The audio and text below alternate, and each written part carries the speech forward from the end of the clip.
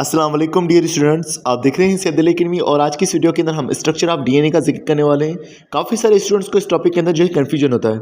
जैसे अगर हम बात करें तो कार्बन को पहले आप जहन में रखिएगा कि जो कार्बन मौजूद है इस कंपाउंड के अंदर, जिसको हम न्यूक्लियोटाइड कहते हैं, इसे जो है कहा जाएगा एक न्यूक्लियोटाइड।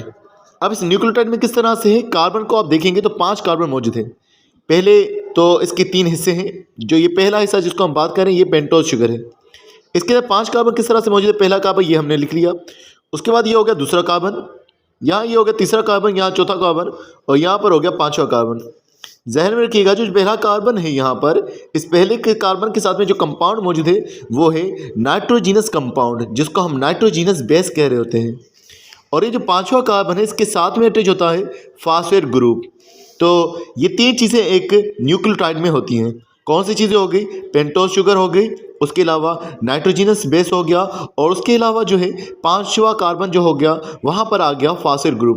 ध्यान में रखिएगा कि ये जो चीज़ें हैं, ये 3 चीज़ें, इनके हवाले से अगर हम मज़ीद बात करें तो इस पेंटोज शुगर को अगर हम बात करें तो पेंटोज का मतलब किस तरह से है, देखें पेंटोज जो है, पेंटा लफ्ज़ 5 को ज़ाहिर करता है, और इसके साथ में OAC मौजूद है, तो OAC जो है वो शुगर को ज़ाहिर कर रहा है, यानी ऐसी शुगर जिसके अंदर 5 कार्बन मौजूद हैं।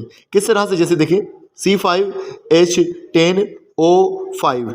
अब इसके अंदर क्योंकि हम देख रहे हैं यहाँ पर 5 कार्बन मौजूद हैं, तो ऐसी 5 कार्बन वाली शुगर को पेंटोज शुगर कहा जाएगा। और ये जो नाइट्रोजनस बेस है, ये नाइट्रोजनस बेस किस तरह से हो सकते हैं, इस नाइट्रोजनस बेस के अंदर जो है एडिनिन भी हो सकता है, एडिनिन, ग्वानिन भी हो सकता है, साइटोसिन भी हो सकता है, थाइमिन हो सकता है, यूरासिल। ये तमाम चीज़ें एक न्यूक्लियोटाइड के मॉलिक्यूल के अंदर हो सकती हैं।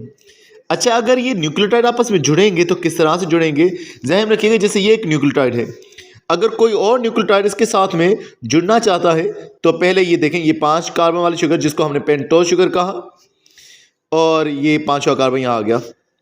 अब ये जो है यहाँ पर एक आ गया नाइट्रोजीनस बेस, और इस 5वें कार्बन पे दोबारा से आ गया एक फास्फेट ग्रुप। जब ये अटैचमेंट होगी, नंबर आप देखिएगा पेंटोज शुगर के अंदर, ये पहला कार्बन, ये दूसरा कार्बन, ये तीसरा कार्बन, ये चौथा कार्बन, और ये आ गया 5वां कार्बन।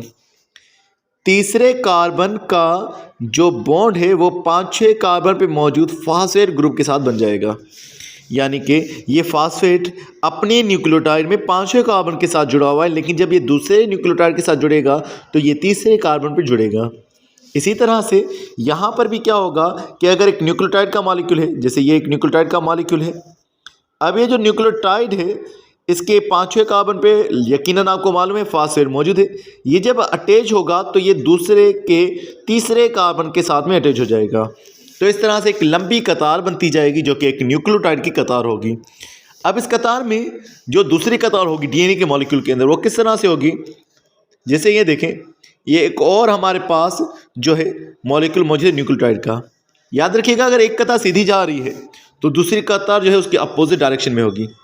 तो यहाँ जो है मौजूद है पहला कार्बन, इस पहले कार्बन में नाइट्रोजनस बेस, और दूसरा कार्बन, तीसरा कार्बन, चौथा कार्बन, और ये हो गया 5वां कार्बन।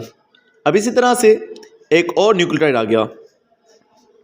अब ये किस तरह से अरेंज होंगे, हमने जिसे कहा 5वें कार्बन पर जो फास्फेट है वो तीसरे कार्बन के साथ में जुड़ जाएगा। ये पहला कार्बन, ये दूसरा कार्बन, ये तीसरा कार्बन, ये चौथा कार्बन, और ये 5वां कार्बन। तो इनके जो नाइट्रोजनस बेसेस हैं तो वो भी आपस में जुड़ जाएंगे। याद रखिएगा, तो फास्फेट जो है इन दोनों के दरमियान जो बॉन्ड है, दो न्यूक्लियोटाइड्स के दरमियान, उसे कहा जाता है फास्फोडाइईस्टर बॉन्ड। दो न्यूक्लियोटाइड्स के दरमियान जो बॉन्ड है वो तो हो गया फास्फोडाइईस्टर बॉन्ड, लेकिन जब दो नाइट्रोजनस बेसेस के दरमियान जो बॉन्ड होता है that is the hydrogen bond. दो नाइट्रोजनस बेसेस के दरमियान में बॉन्ड होगा हाइड्रोजन बॉन्ड, और दो न्यूक्लियोटाइड्स के दरमियान में बॉन्ड होगा वो होगा फास्फोडाइईस्टर बॉन्ड। और ज़हन में ये भी रखिएगा कि अगर नाइट्रोजनस बेस एडेनिन है तो इसके साथ में जुड़ा हुआ होगा थाइमिन, और अगर नाइट्रोजनस बेस मिसाल के तौर पर ग्वानिन है तो उसके साथ में जुड़ा हुआ होगा साइटोसिन। तो इस तरह से एक लंबी कतार बनती जाएगी जो कि हमारे पास होगी डीएनए की कतार। तो डियर स्टूडेंट्स, ये हमने जो है एक छोटा सा वीडियो के अंदर हमने इंट्रोडक्शन किया कि किस तरह से एक फास्फोडाइईस्टर बॉन्ड जो है वो बनता है। तो मिलते हैं नेक्स्ट वीडियो में, तब तक आप बहुत सारा ख्याल रखिएगा। अस्सलाम वालेकुम।